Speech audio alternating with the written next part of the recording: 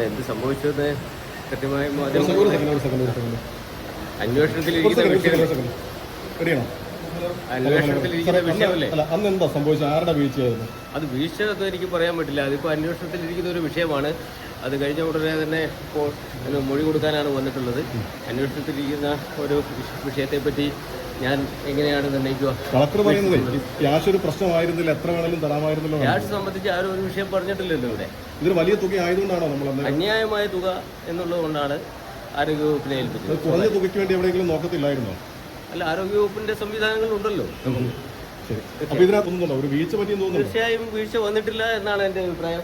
അവരുടെ ഏത് ബുദ്ധിമുട്ടുകളും ഏത് സമയത്തും പരിഹരിക്കാൻ ഞങ്ങൾ തയ്യാറായിരുന്നു. കളക്ടർ പറയുന്ന വീഴ്ച വന്നതാണല്ലോ. അന്വേഷണത്തിൽ വീഴ്ച വന്നിട്ടില്ല. ഇല്ല, എന്റെ ഭാഗത്തുനിന്ന് അത് അന്വേഷണം കഴിയട്ടെ. അതിന് ശേഷം പറയാം. ഇല്ല, അങ്ങനെ എനിക്ക് ഒരു വ്യക്തിയെ ഒരു സംഘടനയിൽ പറയാൻ പറ്റില്ലല്ലോ. ശരി. ഓക്കെ.